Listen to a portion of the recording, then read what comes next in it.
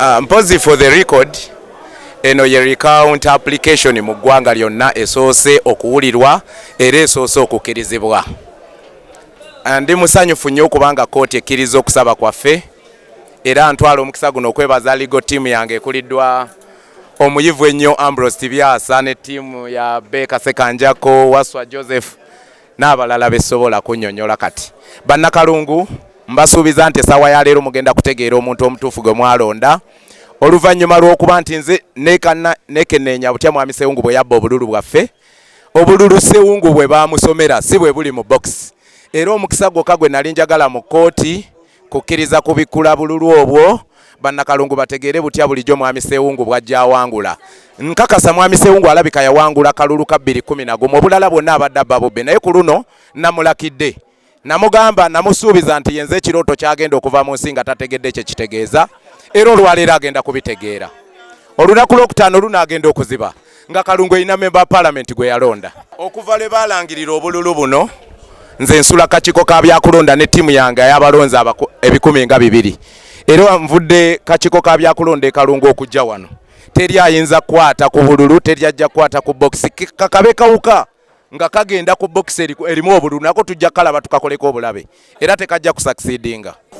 Since the day of declaration of Mr. Sewungu on Friday 16th, me and my team of close to 200 supporters have camped at the Electoral Commission offices in Kalungu, and we are very sure that what is inside is safe, secure, and meets the standards.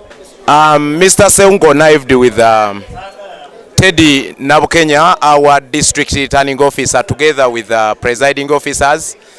Specifically, there was one Ibra Serubula, who I hear is a supervisor to the presiding officers at different polling stations. They connived and had dummy ballots. So actually what happened is that where Mr. Sewungu scored 40 or got 40, they had dummy ballots to hoodwink our agents and the rest of the agents. And after counting, they did not include the dummy ballots as they were closing the ballot boxes. So they were using the dummy ballots to have cumulative figures at every polling stations. What is inside the boxes is so low as compared to what was declared on the declaration form and as compared to what was read by the returning officer Teddy Nabukenya. Never. It is not anywhere related to the failure of the machines. This was a manual fraudulent activity, well orchestrated, well planned from the returning officer to the supervisor up to the presiding officer at different polling stations.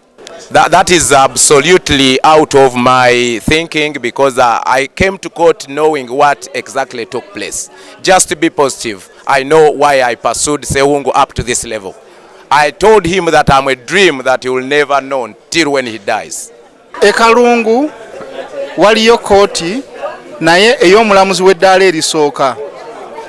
Kiba sande agadde kukozesa lulimi lubanga luweebula naye kubanga kubuzaabuza bw'otegeeza omuntu wano nti e Kalungu waliyo kooti eya chief magistrate nga tokimanyi tewaliyo chief magistrate ng'okimanyi tewaliyo registrar ya chief magistrate era nga tewaliyo awulira misango kuva Kalungu nga chief magistrate. Emisango gyonna egiva e Kalungu gikyajja mu kooti ya wano.